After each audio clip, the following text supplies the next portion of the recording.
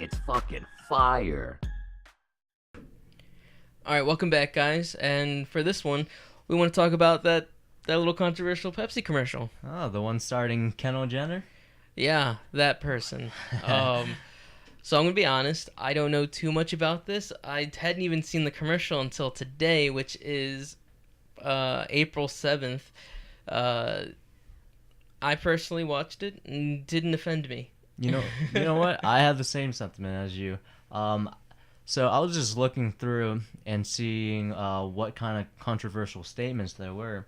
So one of the statements is that this whole activist group, whole protest, is kind of like what we saw last year, or the last few years with the Yeah. Black Lives Matter, and how there was hostility between protesters and police, the police. So just that's kind of what it looked like for a moment. Not Black Lives Yeah. Matter, but as a protest, and then police. There was a whole standoff, Yeah. and just I guess Pepsi cures everything. Yeah. Just gives peace to everybody. Greg, what do you think? It was taking a lot of different stances. It was trying to show a lot of diversity, a lot of diversity.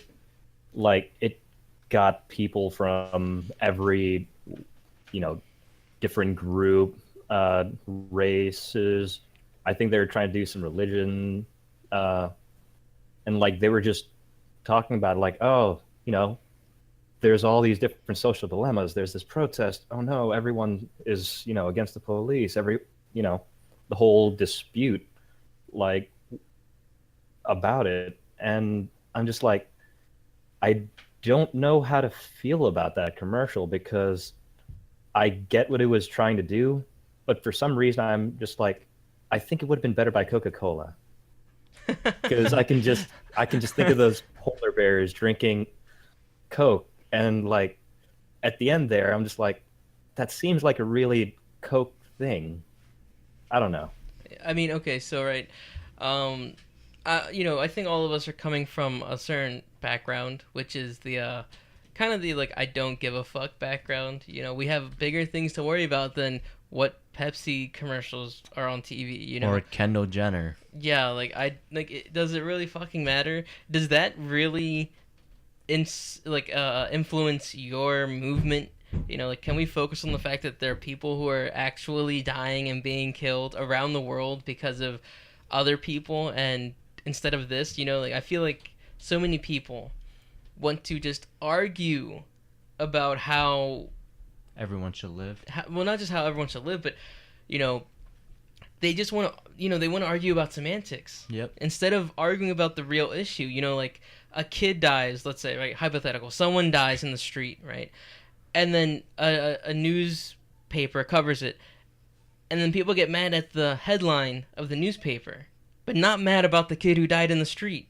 you know that's what I'm getting at here. Like when the terrorist attacks happened last year, and people put the French flag on their Facebook profile, people were getting upset that people were putting the French flag on their profile and not putting like the flags of Middle Eastern countries that were also bombed that weekend. Instead of being mad that the fucking bombings were happening, instead of saying, "Hey, we should do something," or maybe using that energy and that time to actually focus and try to change something or try to get someone else to change something. Instead, let's sit here and argue about profile pictures on Facebook. Yep. This reminds me of that completely, where it's just a commercial. There are bigger things to worry about, especially in our political atmosphere right now. Yet you want to argue and get all upset and make a whole big show of a Pepsi commercial. Now, do I see that this could be a little bit offensive in some way? Sure. Again, it's a white woman curing all issues with a Pepsi. You know what I mean? Yep. It's like, okay, how long is that idea going to last where it's going to be, if you want to fix something, you need a white person. Mm-hmm. However, at the same time, I think that's us reading that into the commercial. We're interpreting the commercial through that lens, and that's where that's really coming from. It's really our own issue that we're projecting onto the commercial. Mm-hmm. Well, like, so while you guys were talking, I scrolled down through the comments, right? And there's one comment that kind of spoke out. I'm not going to read it. I'm not going to do anything like that. I think this person took it a little too far, but I can kind of see their point a little bit. But she definitely went too far. That it's Pepsi in a certain way appropriating this protest culture or this protest movement for their own ad. And I can understand being upset about that, especially if you participate in these protests, to be like, wow, all they did was take what we do and use it as a commercial. Try to sell something and use it as a joke. Yeah, and then it might be like, hey, they're disrespecting or belittling our movement, even though they didn't specifically point out any movement at all. You know, Greg, you pointed that out, that it's a very diverse group, that it's not Black Lives Matter, it's not Blue Lives Matter, it's not pro-life march, right? March for Life or anything. They're just a protest for peace. It's just, you saw the signs, it had peace signs, you know? Yeah, all demographics. Yes. There were white, black, Hispanic, Asian. There was Muslim, there was a trans couple. Muslim, trans, gay, you know, like there was, so like anyone who wants to say that this is offensive to a specific group, I don't think that holds water either.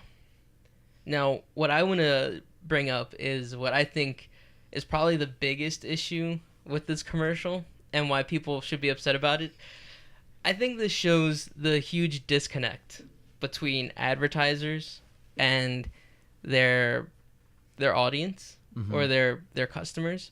I was watching a podcast the other day, or listening to one, and they were talking about how these advertisers, it was about the YouTube thing, how the boycott on YouTube, and it was talking about how advertisers don't even know who's really watching their ads, right? And they're like, well, they have 50-year-olds that are telling 30-year-olds to figure out what do 15 to 20-year-olds like. This, I think, is that. I don't think they were trying to be offensive. I don't think they were trying to, you know, make fun of any protest group.